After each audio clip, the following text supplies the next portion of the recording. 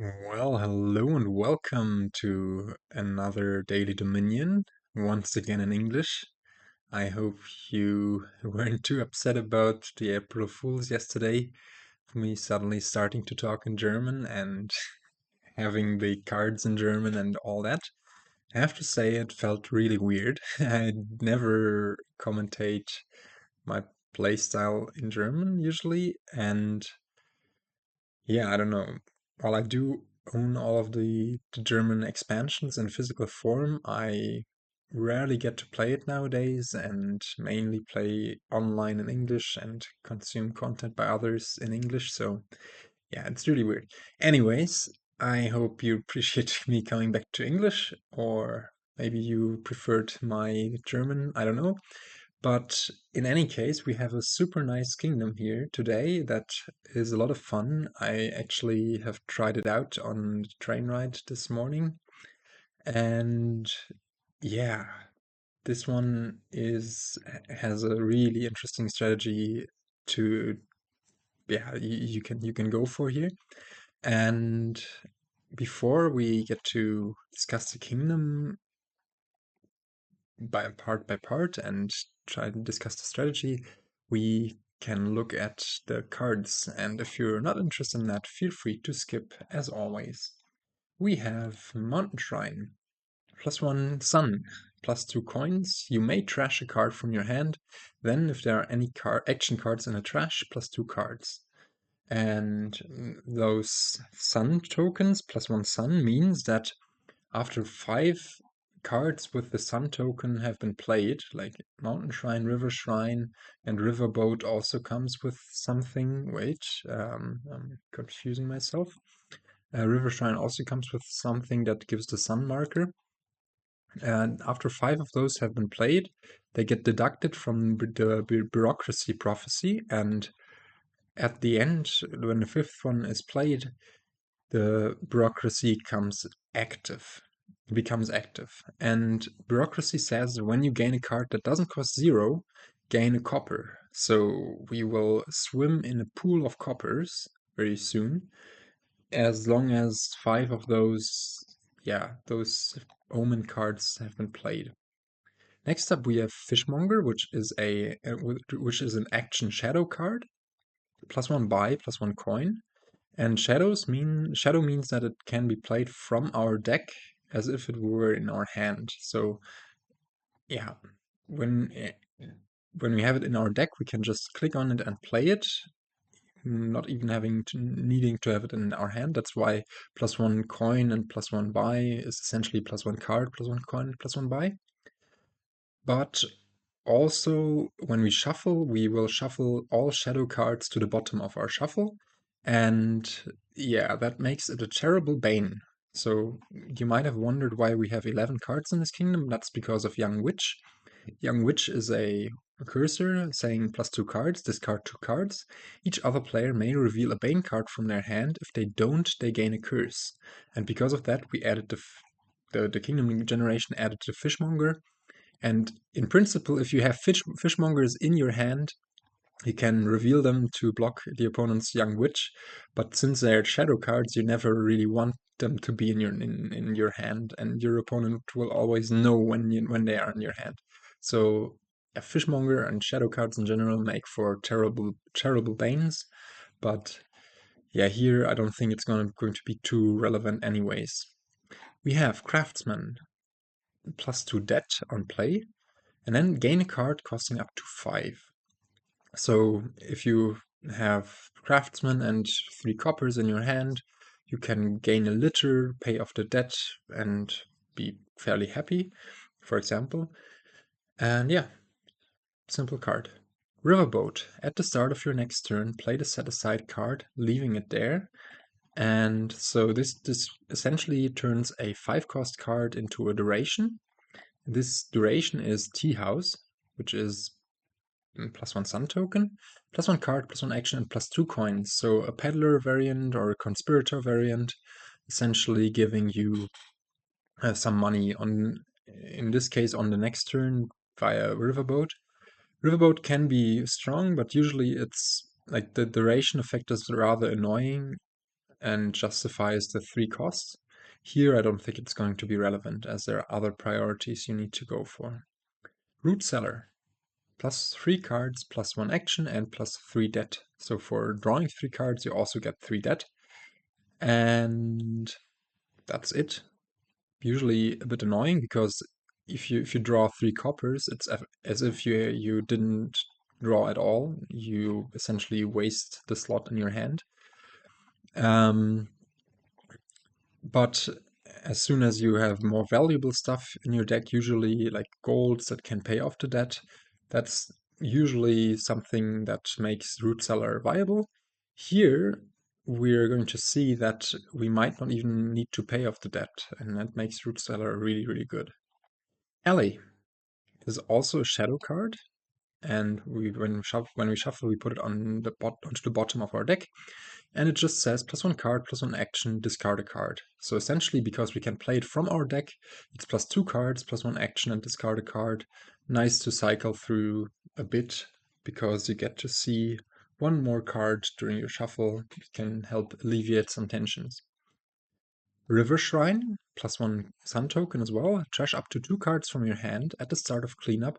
If you didn't gain any cards in your buy phase this turn, gain a card costing up to 4. And yeah, usually this is a nice trasher in the early game, but usually falls off in the late game, as usually in your buy phase you want to buy cards or gain cards somehow. But here, if you're really into a lot of debt, you can still use River Shrines to gain cards during your buy phase, during your turns. And yeah, also notably with River Shrine and Mountain Shrine being the only treasures here, Bureaucracy is going to trigger pretty soon. Carnival, reveal the top 4 cards of your deck, put one of each differently named card into your hand and discard the rest. Pretty simple. Draws differently named cards quite well, and sometimes draws 3 cards, sometimes only 2. Kind of depends, but it's quite a nice draw card usually. It works better than I expected at first. Horn of Plenty. Gain a card costing up to 1 coin per differently named card you have in play, counting the Horn of Plenty. If it's a victory card, you trash the Horn of Plenty. So early on, you can use Horns of Plenty to build your engine, usually.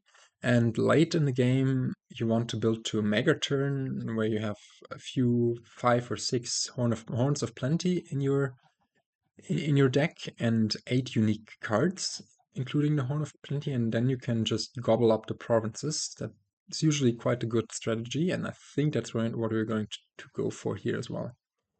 Litter, +2 cards, +2 actions, +1 debt. So another card that gives debt on play. We have Craftsman, Root Cellar, Litter. Craftsman, Root Cellar, Litter. And yeah, one card that also synergizes with that, River Shrine, because if you don't buy any cards, then yeah, you can still gain cards in your buy phase. However, notably, River Shrine and Horn of Plenty don't like each other that much, because if you gain a card during your buy phase with Horn of Plenty, you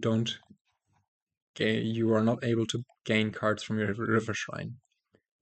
Then we have two more events. One is credit, gain an action or treasure costing up to 8, plus debt equal to its cost.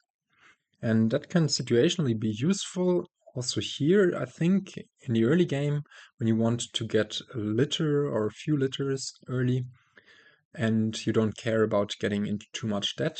But of course, we're not going to open with that. Receive Tribute is one last event here.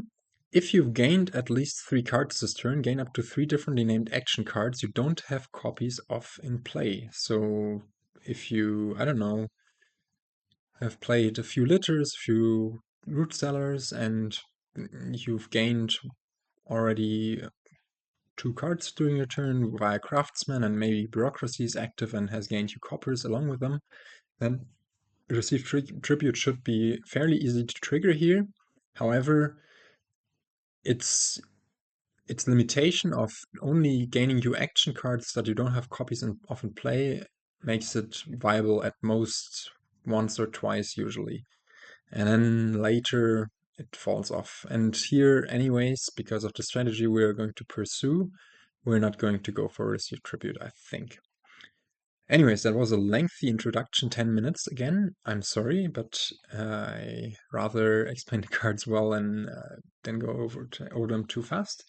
Maybe you've just skipped to this part to see the kingdom analysis, and the kingdom looks like this, fairly balanced, with a bit of extra stuff on the gain side, with River Shrine, Fishmonger being plus buy, Craftsman, Horn of Plenty also being a strong gainer.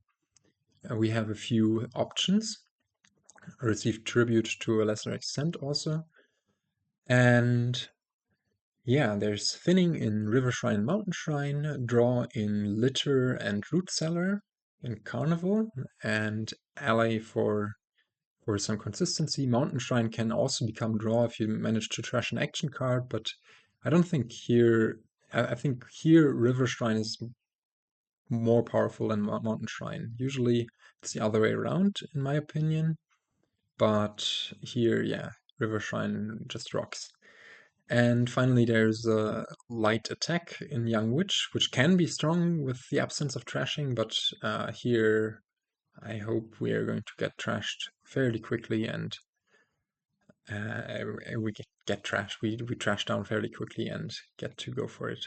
And the LVP also only come from the cursing. All right. So what is our strategy going to be? Well, we see we see those really nice cards that all give debt on play, and sometimes if you see that, you might wonder if there is a strategy that involves just never buying any cards apart from the first few turns, and just accumulating debt and just playing the gainers alongside. And here we can utilize River Shrines gaining, we can utilize Craftsman to gain 5-cost cards, and Root Cellar is going to be amazing draw if we don't care about the debt. Litter is also going to be great draw. And then later, Horns of Plenty will allow us to also reach for the provinces. So if Horns of Plenty weren't in the kingdom, and it wasn't replaced by like something like a remodel variant, then I don't think this strategy would work just as well, as there would be a risk of being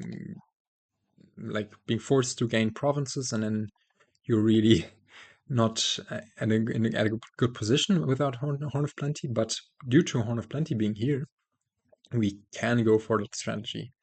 And yeah, as I've played this kingdom before, I know that AI is not going for it. I'm sorry I couldn't wait for it. This one looked so fun. And yeah, last time I finished this one in 11 turns, and it felt really fast and really smooth.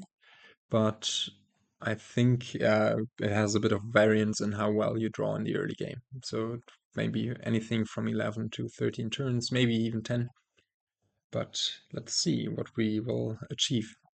Opening wise, I've split all of the available openings because they're a bit different. I think the best opening, giving the most flexibility, is the 4-3, because you can go decide for yourself which risk you want to take.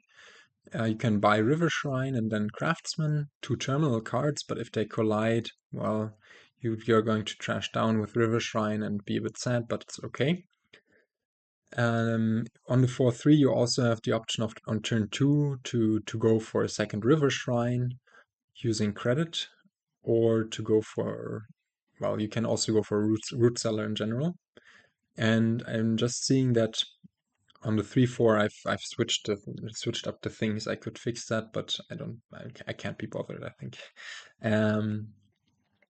Finally, the 2-5, I think, gives the least flexibility. Like 2-5, you can buy Fishmonger turn 1. I don't think Fishmonger is super great because, I mean, it gives you a coin early, but then it's going to be a dead card that you're going to trash anyways, and at least if you're going for this dead strategy. So maybe nothing is better there. It might allow you to hit 5, I don't know. And the 5-2, you at least get to decide whether you want to go in debt already and go for credit, but I think just River Shrine nothing is good there. Anyways, that's those are the openings. And if you wondered why I've rated them as B instead of A, is because the 4-3, I mean, it's a great opening, but it could be better if it weren't two terminals, I guess. And like A tier is something like Deliver, Shaman, or whatever. Yeah, let's start the game. Let's go for Craftsman River Shrine. See, oh, they collide. Not great, but next turn we're going to hit 5 naturally, which is really good. So here, what do we want to go for? I think, so this could either be another river shrine or just a root cellar, also an alley. Isn't too bad. I think I'm going to go for the root cellar. And now here, let's just buy a litter. They're going to be great to alleviate some terminal tension. Play this. Trash 2. We could go for credit here for another litter, or we could just end our buy phase, and I think that's better, and go for... Is this supposed to be another root cellar? Like next turn we're going to have a root cellar um, and the craftsman in our hand in our hand. Yeah, exactly. So it would be really nice to find the river shrine once again. So let's put in another root cellar. That makes it very likely that we find the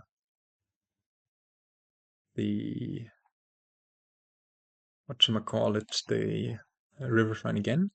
And now this is really good, because here we get to already put in a second litter, which we can draw in principle.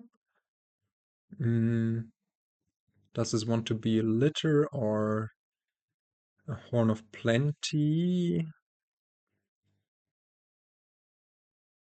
Thing about the Horn of Plenty is that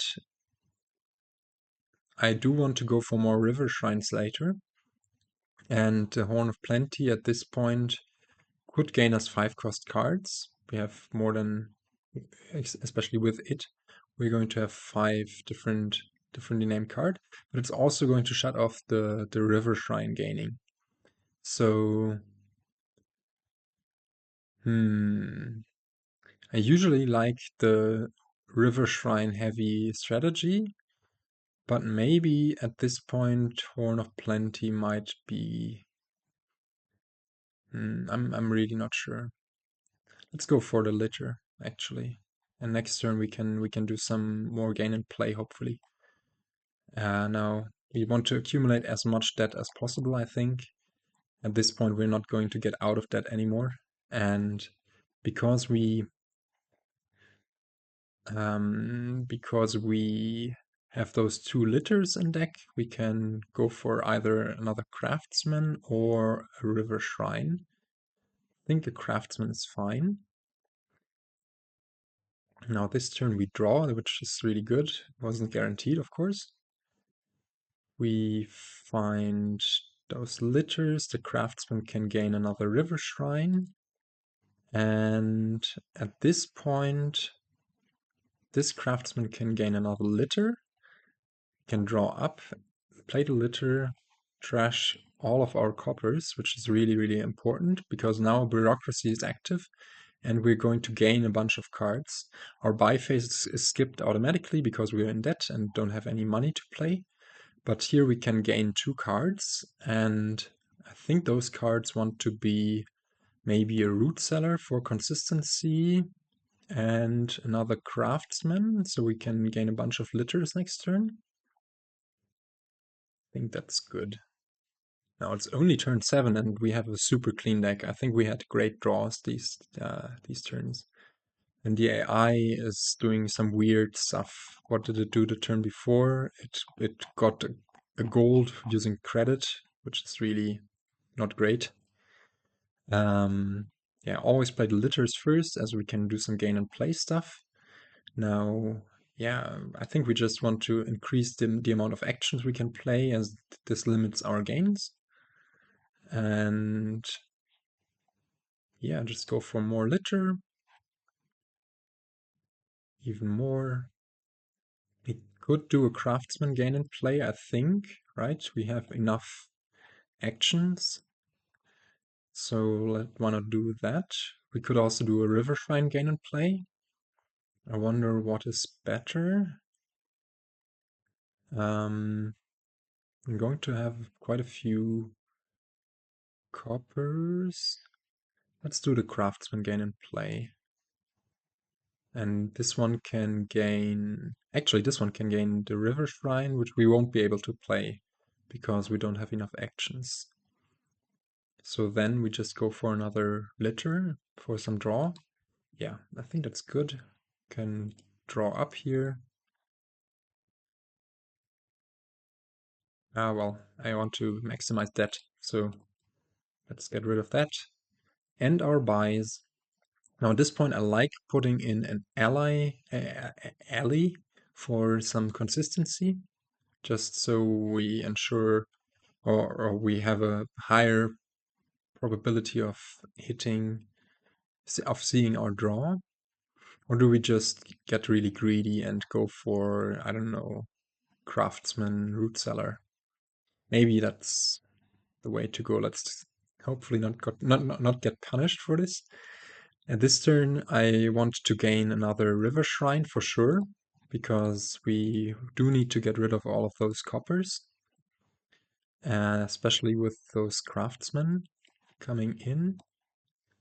So here, let's go for a few more litters, and then next, or this turn we can start, but next turn we really should put in a bunch of Horns of Plenties. I think this one can be one more river shrine, one more litter, right? And then, or it could also already be a Horn of Plenty. It's not going to do much this turn yet, so why not go for litter? Yeah, just maximize the debt, trash all of those nasty coppers, and end our buy phase. Don't play that copper. We don't want to pay off this debt. Now we want to go for an ally because we also need to be careful that we pick up the Horns of Plenty with 8 differently named cards in play that we all have in play. How many craftsmen do we have at this point? We have we have 5, right? Yeah, 5 craftsmen. So let's gain 1, 2, what's that, the 6th and the 7th one. That means we will, if we can gain Horns of Plenty, we can empty provinces if we so put a 7th card in play. And that 7th card might as well be a fishmonger or a young witch, one of those. Yeah, we do need to be a bit careful. Maybe we don't even have enough draw yet, so maybe we are not going to be able to finish next turn unless the AI picks up another province. So we just pick up another root cellar to ensure draw. I think that's also good. And that's a beautiful hand. I mean, it's only turn 10, but our deck is working really nicely. We've accumulated 77 debt. That's pretty nice. I don't remember how much debt I was in for the other one. So the ally is in the end not really needed. But yeah, we're not going to be able to pick up 6 Horns of Plenty and draw all of them, I think. So what we should do is just play it safe, pick up a few, pick up one more litter. Why, right? Do we need that even? Um, well, it surely can't hurt. Um, pick up this. Now we can pick up one more root cellar already to ensure that we draw more stuff. Horn of Plenty. A Carnival can be the next action card that will ensure that our Horn of Plenty will work. And here, yeah, if we don't draw the Carnival, we'll top deck it, and otherwise we can play it, right? Ah, no, now we top decked a copper. But I think it's more important to trash down here. And now we could already gain 3 provinces, but I don't think we want that. We could also end our buy phase and just gain 3 cost um, for cards that cost up to 4, but let's just maximize the Horn of Plenty, Root Cellar, and maybe another alley gains just for some consistency. The AI is in no position to empty 3 craftsmen and 3 root cellars, so yeah, we can just end our buys here. Hopefully we'll draw this turn. If not, then I don't know. Yeah, but also coppers are getting low. I wouldn't be surprised if they pile. Now here, yeah, we would have done it without the alley. And we do that in the end, actually. Yeah, that's not great, of course. But yeah, we can go for some more copper trashing. And do we even want to play those Horns of Plenty? Would lower the copper pile. Maybe we can gain 1 more, that's okay. We can gain 1 more alley and 1 more carnival for some more draw. And then call it quits here. And yeah, end buys, and there is our draw. Wow, look at this. Maybe I should have gained 1 more alley, but yeah, if we had not done it there, we for sure would have just finished this game in flying fashion. Look at this amazing carnival. Another okay carnival. Can make use of those alleys. They don't matter at all. And yeah, we can do some nice gain and play of the last Horns of Plenty. And we have enough draw, right? Yeah, just enough draw. Perfect. Can gain a few duchies. And imagine I now realize that I wouldn't have enough uniques for provinces. That would be awful. But yeah, as you can see, already the coppers are out, the Horns of Plenty are out, and we can end our actions, play 1 of the coppers, and now get rid of those last provinces. Yeah. As I said, without the DUT, we would have finished a turn earlier. But yeah, that wasn't what the game had in mind for us. But in this way, we at least got to we can pay it off even now. Wow. We at least get this nice 5 pile with the provinces. Wow. Coppers, Horns of Plenties, and yeah, 177 debt. You never need to pay it off. What a crazy kingdom. I really enjoyed this one. It's such a weird concept, never getting out of debt, and yeah, just accumulating it and having fun that way. But yeah, I hope you enjoyed this playthrough. As always, let me know if you have anything that where you think I went a bit wrong. But I think it was overall really smooth. We, of course, could have added 1 more alley in hindsight, or I mean shuffled better. You saw the hand I started with on turn 12. It was just 4 root cellars, one litter that essentially were in the lower half of our shuffle. I liked how we played the early game with the River Shrine, and I think we used credit. But yeah, interesting kingdom. For once, bureaucracy wasn't, I mean, it was a bit annoying, of course, but it also slowed down the AI sufficiently that it couldn't really do anything. I mean, look at this deck. It's awful. I don't know. That's, I mean, it did that credit for gold thing. It got bogged down in the 14 coppers with no means to trash them. We at least would have had the means to trash the coppers with the river shrines, but opted not to on our last turn. Yeah, I don't know. I am out of wits, and that means I can try to catch you in the next one and say goodbye for now.